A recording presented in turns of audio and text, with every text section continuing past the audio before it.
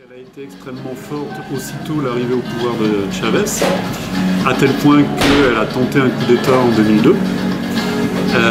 Ceci dit, elle venait d'essuyer 15 années de crise avant que Chavez soit élu. Une crise économique et sociale qui a été vraiment profonde au Venezuela et qui a été accompagnée aussi par la baisse des prix du pétrole, qui a entraîné quand même un appauvrissement assez important d'une grande partie de la population. Donc ces 15 années de crise l'avaient quand même, je pense, affaiblie. Elle ne bénéficiait pas du même soutien que par le passé auprès d'une grande partie de la population. Ensuite, elle a eu des stratégies qui n'ont peut-être pas été les meilleures, puisque aux élections de 2005, l'opposition a refusé de se présenter. Donc Chavez a été réélu extrêmement facilement. Ensuite, ils ont changé de stratégie puisqu'ils ont essayé de définir une espèce de plateforme commune, mais c'est une opposition qui est quand même très fragmentée. Ça va de l'extrême droite à la gauche, grosso modo. Donc c'est difficile d'arriver à avoir un candidat unique avec un programme qui soit accepté par tous. Et ça a été aussi le problème de Capriles, qui a été le candidat qui s'est opposé à Chavez tout récemment, en 2012. Une partie de ses soutiens s'est retirée à un moment donné quand ils ont vu de quoi était fait réellement le programme que voulait mettre en place Capriles. Donc c'est une opposition qui est quand même divisée parce qu'elle représente un spectre politique très large. Alors elle n'est pas si faible que ça parce qu'elle bénéficie encore de moyens de communication extrêmement importants, même si Chavez a voulu et a mené une politique en partie réussie de démantèlement des monopoles de communication. J'ouvre une petite parenthèse, ça c'est une situation qu'on retrouve dans beaucoup de pays d'Amérique latine où de petits groupes économiques pratiquement monopolisent les moyens de communication et en particulier celui qui est le plus suivi, c'est la télévision en Amérique latine.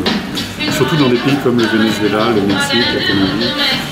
Donc qui a les médias, la télévision en particulier, a un pouvoir politique énorme. Voilà. Donc il y a eu un conflit quand même très dur entre les chaînes de télévision privées et Hugo Chavez, qui s'est fait quand même en défaveur de l'opposition. D'accord. Ceci dit, elles existent encore, en grande partie. La presse d'opposition existe. Enfin ça on pourra en parler plus tard. On n'est pas dans une situation de dictature, ou en tout cas telle qu'on se les imagine.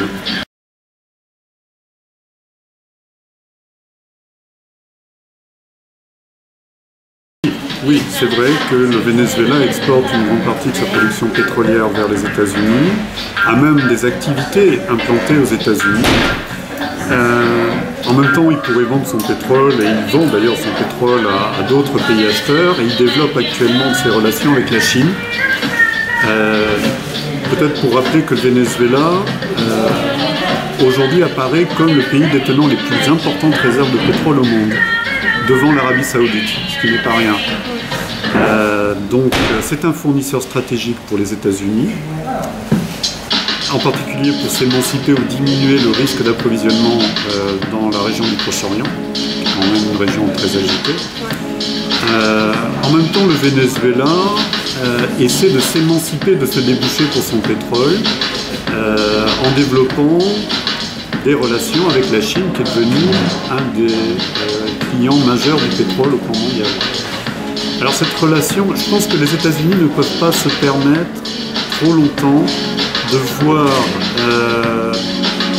le Venezuela privilégier d'autres clients.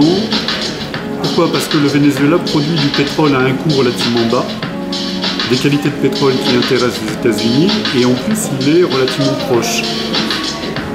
Donc pour des raisons d'approvisionnement dans le futur, c'est un fournisseur extrêmement stratégique, d'autant que dans la région, ni le Canada ni le Mexique aujourd'hui ne peuvent être considérés comme des fournisseurs suffisants pour les prochaines années, parce que leurs réserves diminuent et parce que les coûts de développement des nouvelles ressources pétrolières, au Canada c'est le pétrole bitumineux, si je me rappelle, représentent des coûts de production très élevés. C'est un pétrole qui devient cher à produire.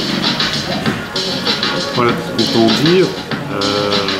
Et puis le Venezuela a mené une politique depuis l'arrivée de Chavez au pouvoir qui n'a cessé de se durcir en créant une espèce de bloc opposés au développement des intérêts américains dans la région.